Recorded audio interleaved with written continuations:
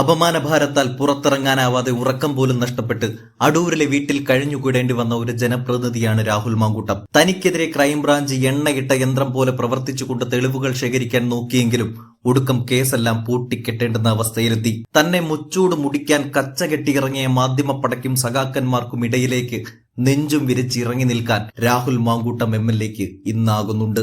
തന്നെ പൊതുപരിപാടികളിൽ പങ്കെടുപ്പിക്കില്ല എന്ന് പ്രഖ്യാപിച്ച വേട്ടക്കാർക്ക് മുന്നിലായാണ് പാലക്കാട് MLA എന്ന നിലയിൽ നടപ്പാക്കുന്ന സ്മൈൽ ഭവന പദ്ധതിയുടെ ഭാഗമായി ഇന്റൽ മണിയുമായി ചേർന്ന് നിർമ്മിക്കുന്ന 6ാമത് വീടിന്റെ തറക്കല്ലിടൽ ചടങ്ങിൽ മാങ്കൂട്ടം നെഞ്ചും വിരിച്ചു നിൽക്കുന്നത്. പിരായിരി പഞ്ചായത്തിലെ കാഴ്ചശേഷി നഷ്ടമായ അബ്ദുൾ റഹ്മാനാണ് സ്വപ്ന ഭവനം ഒരുക്കുന്നത്.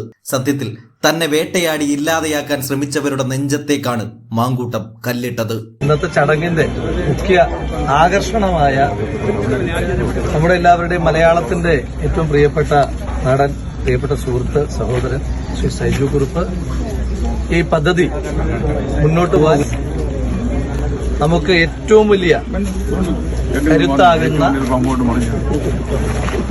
പാലക്കാടിന്റെ തന്നെ അഭിമാനം, പാലക്കാട് നിന്ന് തുടങ്ങി ഇന്ന് ലോകത്തെല്ലായിടത്തും ഒരു പാലക്കാടുകാരന്റെ അഭിമാനത്തെ ഉയർത്തിപ്പിടിക്കുന്ന ഇന്റൽ മണിയുടെ സ്ഥാപകൻ പ്രിയപ്പെട്ട ശ്രീ മോഹൻ സാറ്, ഏറ്റവും പ്രിയപ്പെട്ട പഞ്ചായത്ത് പ്രസിഡന്റ് ശ്രീമതി ഷെറീന ബഷീർ, APCCയുടെ ജനറൽ സെക്രട്ടറി ചന്ദ്രേട്ടൻ,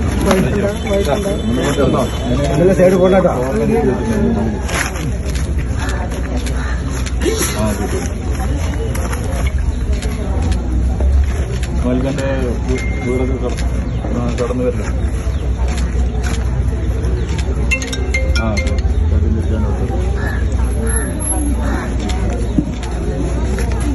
ഈ വടക്ക് കിഴക്കേ മൂലയ്ക്ക്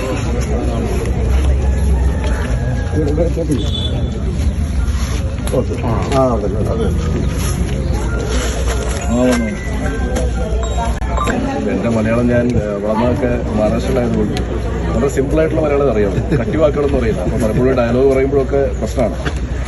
ഒരു വേർഡ് ചിലപ്പം ഞാൻ കേൾക്കാത്ത, എൻ്റെ അമ്മച്ചനും പറയാത്ത വേർഡൊക്കെ ഡയലോഗിൽ വരുമ്പോഴത്തേക്ക് ഇതിരുന്ന് ഞാൻ കുത്തിയിരുന്ന് തിരുവനന്തപുരം പഠിക്കും. എന്നിട്ട് വേണം എനിക്ക് ഈ ഡയലോഗ് പറയാൻ. എനിവേസ്, എന്തായാലും അബ്ദുൾ ചേട്ടന് ഈ വീട് ഭയങ്കര ഐശ്വര്യമുള്ളൊരു വീടായി മാറട്ടെ. സ്മൈൽ ഭവന പദ്ധതിയിൽ ഇനി ഓൾറെഡി 5 വീടുകൾ വെച്ച് കഴിഞ്ഞു. ഇത് 6ാമതാണ്. ഇനി ഒരുപാട് വീടുകൾ ആവശ്യക്കാർ, അതായത് ആരാണ്